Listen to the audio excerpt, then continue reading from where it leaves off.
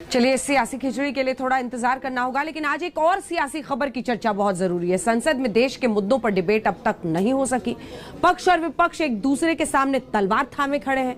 कई मुद्दों पर जमकर सियासत हो रही है, लेकिन इसी बीच मोदी कैबिनेट ने ओबीसी आरक्षण को लेकर एक बड़ा कदम उठा दिया है। विपक्ष पलटवार से पीछे नहीं। कुछ अन्य दलों का जो रवैया रहा है वो निश्चित तौर से भारतीय संसदीय परंपरा और लोकतांत्रिक मूल्यों को हाईजैक करने की षड्यंत्र और साजिश रही है। मोदी बैशिंग की साजिश भारत बैशिंग की साजिश के रूप में बदलती जा रही है, बल्कि मोदी बैशिंग की जो सनक है वो भारत बैशिंग की साजिश के रूप में बदलती जा रही है। देश को कैसे बदनाम करो। आप खुले मन से अगर अपने बातचीत के द्वार खोलेंगे बिना शर्त के, पहले वो आप रख देते हो कि 3 कानून वापस नहीं होंगे, किसानों की बात नहीं मानेंगे, फिर बात करेंगे, कोई अर्थ नहीं। आप खुले मन से निमंत्रण दिए तो मुझे पूरा विश्वास है कि किसान भी बातचीत के लिए आगे आएंगे और खुले मन से तीनों कानूनों की वापसी का मन बनाकर आप सदन में चर्चा कराएं तो विपक्ष भी उसमें शामिल होगी।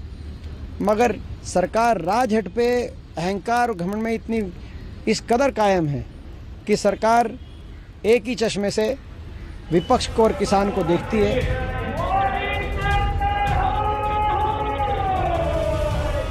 जासूसी मामले में विपक्ष ने केंद्र सरकार को घेर रखा है। राहुल की अगुवाई में संसद में बहस से कम पर तैयार नहीं, जबकि केंद्र सरकार का कहना है पहले कोरोना पर बहस होगी। सवाल ये है कि जब संसद चलेगी तब बहस होगी। ये बिल पास करवाया इन्होंने कैबिनेट में, कराया कि नहीं कराया? मॉनसून सत्र में सिर्फ सरकार और विपक्ष में टकराव की स्थिति नहीं। झूठ बोल रहे हैं, कहने में मंत्री नहीं थी। जो सदस्य इसके पक्ष में वो हाँ कहें, जो सदस्य विरोध में वो ना कहें। मेरे विचार में निर्णय हम वालों के पक्ष में हुआ।